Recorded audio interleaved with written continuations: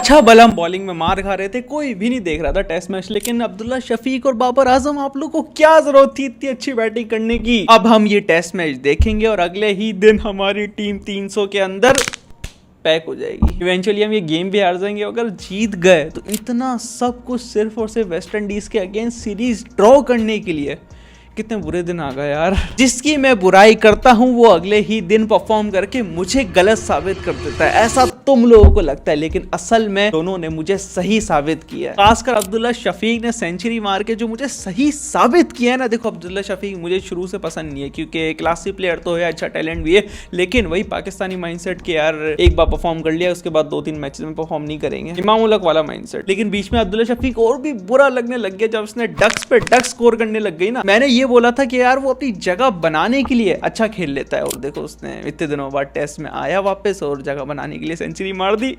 और अजान अवैस के बारे में भी मैंने यही बोला था, और देखो 2-3 टेस्ट मैचेस में वो फेल हुआ, अब देखो 50 आ गई ना। जगह बनाने के लिए तो रन्स आ जाते हैं, यही मेरा पॉइंट था। लेकिन इन सब बातों को रखो साइड में, अजान Awais what a innings, wow. शमार Joshi 145 plus की बॉल करा रहा है, उसको इतनी आराम से टाइमिंग कर रहा है बंदा यार, what a talent. It shows that he has got some serious talent. बस के माइंडसेट पे काम करना जरूरी है। पीसीबी लाना तो उस पे जो उसकी माइंडसेट पे काम नहीं करे। तो बाबर आजम की बात करें तो वो इन जैसे यंगस्टर्स की तरह नहीं है। अगर वो फॉर्म में है तो बैक टू बैक 50 मारता है वो, और कंसिस्टेंसी से मारता है। जैसे इस टेस्ट में और पिछले टेस्ट में भी 50 मारी थी, बस वो एक गलती की वजह से वो पूरी 50 खराब हो गई, लेकिन बैक टू बैक 50 तो आ रही है ना। बाबर आजम, अब्दुल्ला शफीक जो साथ में बैटिंग करते हैं तो कितने प्यारे लग रहे होते हैं, इतनी अच्छी अच्छी शॉट्स खेलते हैं, और टिकटॉक और इंस्टा पे तो एडिट्स की भरमार जमा हो गई होगी। दोनों क्लासी शॉट्स खेलते हैं, लेकिन इमेजिन जब ये लोग इंग्लैंड में खेलेंगे विद द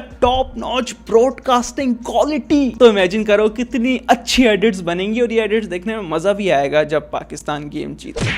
सही है ना, वो पाकिस्तान गेम जीते तब। आज मैं मारता हूं तू खड़ा रह, शुक्र है वो दिन आ गए गाइस जब बाबर आजम ऐसे बोल रहा है। हमने बैटिंग तो अच्छी कर ली लेकिन कोलैप्स नहीं, इसके बारे में कुछ नहीं बोलना, कट।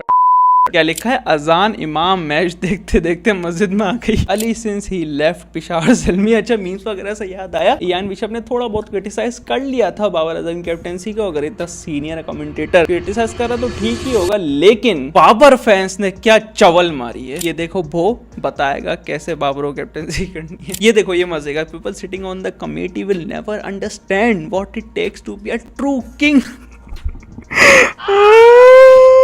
ये जो लोग हैं ना, जो इयान बिशप को गालियां दे रहे होते हैं कमेंट्स में, स्टीव स्मिथ को गालियां दे रहे होते हैं, इन पे हंसा करो, इनको सीरियसली नहीं लिया करो। लेकिन ऑन अ सीरियस नोट, ये लोग हमारे स्टार प्लेयर बाबर आजम की कितनी बेइज्जती करवाते हैं। मतलब अब इयान बिशप क्या सोचेगा बाबर आजम के बारे में। स्टीव स्मिथ के सामने भी बेइज्जती करवा दी थी बाबर फैंस ने, बीपीएल में भी बेइज्जती करवा दी थी जब वो सिडनी सिक्सर्स को गालियां दे रहे थे। यार कितनी बेइज्जती करवाते हैं ये लोग, they are cursed to Babar आजम।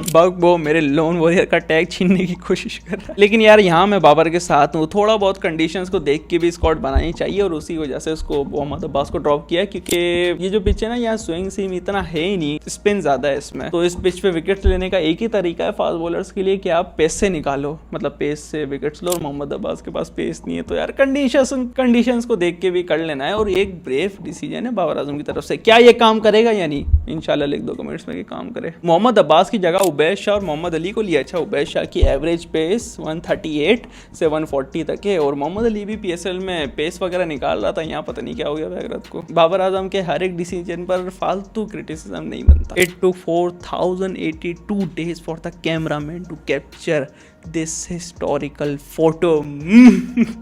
तो अब वैसे अगर तुम ज्यादा ही खुश हो रहे हो बाबर और अब्दुल्ला शफीक की क्लासी इनिंग्स देख के, तो तुम्हें याद करा दूं, हमें हमारी बॉलिंग दोबारा झेलनी पड़ेगी और फील्डिंग भी झेलनी पड़ेगी। बाबर आजम ने भी 2 कैच ड्रॉप कर दिए, shit. Practising how to react when Babar scored his 10th century in test after 3 years।